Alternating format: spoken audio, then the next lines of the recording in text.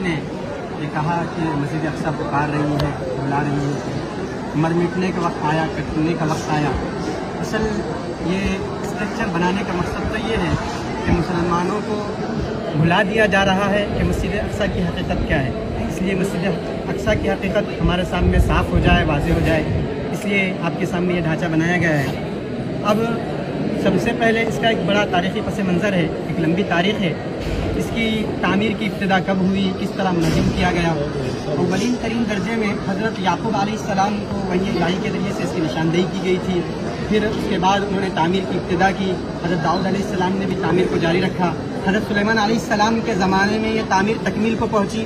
حضرت سلیمان علیہ السلام نے اللہ کی عبادت کے لیے یہاں پر ایک گھر بنایا تھا جسے مسلمان مسجدی موسوم کرتے ہیں اور مسجدی مانتے ہیں. لیکن یہودیوں کا یہ کہنا ہے کہ حضرت سلیمان علیہ السلام نے یہاں پر ایک ہیکل بنایا تھا جسے وہ ہیکل سلیمانی کے نام سے یاد کرتے ہیں، اور اسی بنیاد پر وہ اس جگہ پر اپنا حق بھی جتلاتے ہیں. اور بنی اسرائیل کے اکثر انبیاء علیہم السلام کا یہاں سے تعلق رہا ہے، تو اسی بنیاد پر وہ اپنا حق جتلاتے ہیں.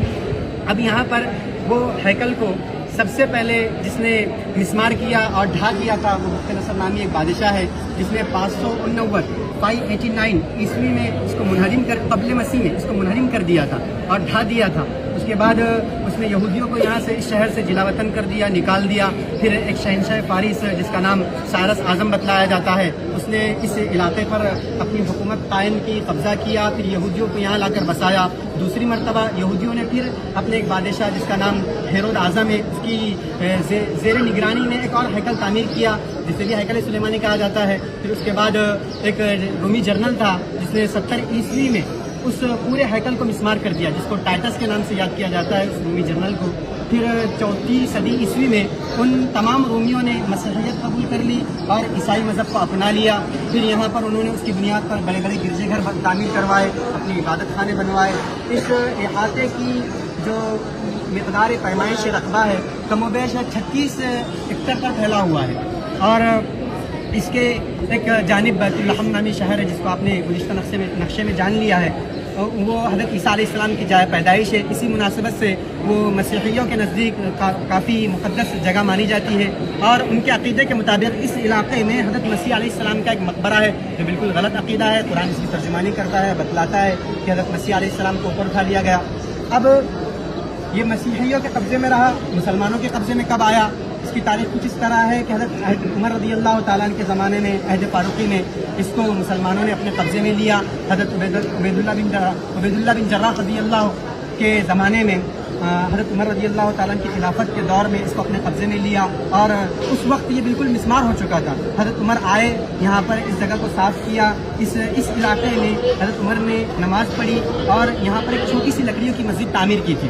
اس کے بعد یہ جو آپ کے سامنے نقشہ نظر آ رہا ہے، جو اسٹرکچر نظر آ رہا ہے، اس کی حقیقت کچھ اس طرح ہے کہ یہ جو دونوں تیار کیے گئے ہیں یہ بنو امیہ کے زمانے میں تیار کیے گئے. عبد الملک بن مروان اور ولید بن عبد الملک، ان کے زمانے میں یہ دونوں عمارتیں بنائی گئی ہے. اس عمارت کی حقیقت یہ ہے کہ یہ پورا علاقہ ایک پہاڑی پر ہے، اور یہ خاص طور پر یہ پہاڑی کا حصہ ابھرا ہوا ہے. کم و بیش 1.5 سے 2.5 میٹر اوپر ابھرا ہوا ہے. اس پر یہ بنایا گیا ہے. اس کا نام قبۃ الصخرہ ہے، اور مسلمانوں کے ذہن میں سوشل میڈیا کے ذریعے سے یہ بات بٹھائی جاتی ہے کہ یہی مسجد اقصی ہے. حقیقت یہ ہے کہ مسجد اقصی صرف اسی کا نام نہیں ہے بلکہ پورے احاطے کو مسجد اقصی کہا جاتا ہے. مسجد اقصی حرم قدسی کو، یہ پورے علاقے کو مسجد اقصی کہا جاتا ہے. اور مسلمان جو اس مسجد کو مسجد اقصی کہتے ہیں اس کی وجہ اور بنیاد یہ ہے کہ انہوں نے نماز پڑھنے کے لیے اس علاقے کو خاص کر دیا ہے، اس لیے اس کو مسجد اقصی مسلمان کہتے ہیں. اور یہ مسجد اتنی شاندار ہے کہ اس کے اندر سنگ مرمر کے پتھر جڑے ہوئے ہیں اور مختلف قسم کی کاریگری قرآنی آیاتیں وغیرہ لکھی گئی ہے، اور ایک وقت میں 3 سے 3.5 لوگ اس میں بآسانی نماز پڑھ سکتے ہیں. پھر یہ قبہ ہے جو سامنے بنایا گیا ہے، یہ بھی عبد الملک بن مروان کے زمانے میں بنایا گیا. اب اس پر نقش و نگار جو نظر آ رہا ہے یہ نقش و نگار خلافت عثمانیہ کے زمانے میں یہ نقش و نگار کیا گیا ہے، اور خلیفہ عبد الحمید اور عبد العزیز کے زمانے میں یہ نقش و نگار ہوا. یہ ایسا نقش و نگار ہے کہ یہ اپنی مثال آپ رکھتا ہے. یہ ایسا قبہ ہے جس کی نظیر اسلامی ہسٹری میں پیش کرنا مشکل ہے. اور اس پر جو قرآنی آیتیں لکھی گئی ہے وہ قرآنی آیتیں سورہ یاسین کی آیتیں ہیں، سورہ بنی اسرائیل کی آیتیں ہیں. اب یہ قبہ اور گنبد کی اصلیت یہ ہے کہ اصل تو یہ لکڑی سے بنا ہوا ہے، چونے وغیرہ سے اس کی استرکاری کی گئی ہے. اس پر جو گولڈن رنگ ہے یہ سونے کا پانی چڑھایا ہوا ہے. اب اس طرح یہ جو قبے نظر آ رہے ہیں، اس طرح کے کئی قبے اس علاقے میں موجود ہیں۔ یہ قبوں کی حقیقت یہ ہے کہ اس زمانے میں چونکہ مسجدوں کے اندر ہی درس و تدریس کا بھی کام انجام دیا جاتا تھا، تو لوگوں کی سہولیات کے لیے خانقاہی نظام قائم ہو اور درس و تدریس کا نظام قائم ہو، اس وجہ سے اس طرح کے کئی قبے یہاں پر تعمیر کیے گئے۔ اب اس مسجد کے بازو میں، جس کو لوگ مسجد اقصیٰ کہتے ہیں مسلمان، اس کے بازو میں ایک میوزیم ہے جو 10 مسلمان ادوار کو بتلاتا ہے۔ اس کے اندر 10 مسلمان ادوار کے عجائبات رکھے ہوئے ہیں اور 600 ایسے قرآن نسخے رکھے ہوئے ہیں جس کو الگ الگ خطوں میں لکھا گیا ہے۔ اب یہ دیوار ہے، اس دیوار کے متعلق مسلمانوں کا عقیدہ تو یہ ہے کہ یہاں پر آپ علیہ السلام کا براق باندھا گیا تھا۔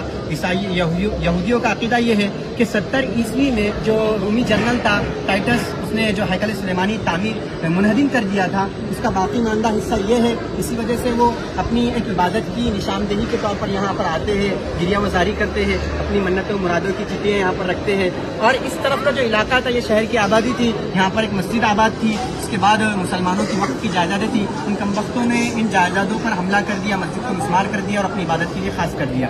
اب وہاں پر ایک کنواں نظر آ رہا ہے، اس کنویں کی حقیقت یہ ہے کہ اس طرح کے کم و بیش 25 کنویں اس احاطے میں بنے ہوئے ہیں تاکہ جو زائرین آتے ہیں ان کے لیے پانی کا صحیح طور پر انتظام ہو سکے۔ وہ کنویں کی آپ کو شکل نظر آئے گی، یہ ایک فاؤنٹین اور فوارہ بنا ہوا ہے۔ اس کے سلسلے میں یہ ہے کہ صلاح الدین ایوبی رحمۃ اللہ علیہ نے اپنے دور میں اس کو مسلمانوں کی سہولیات کے لیے اور مسلمانوں کے پانی کے انتظام کے لیے تعمیر کیا تھا۔ اس باؤنڈری میں کم و بیش 14 دروازے ہیں۔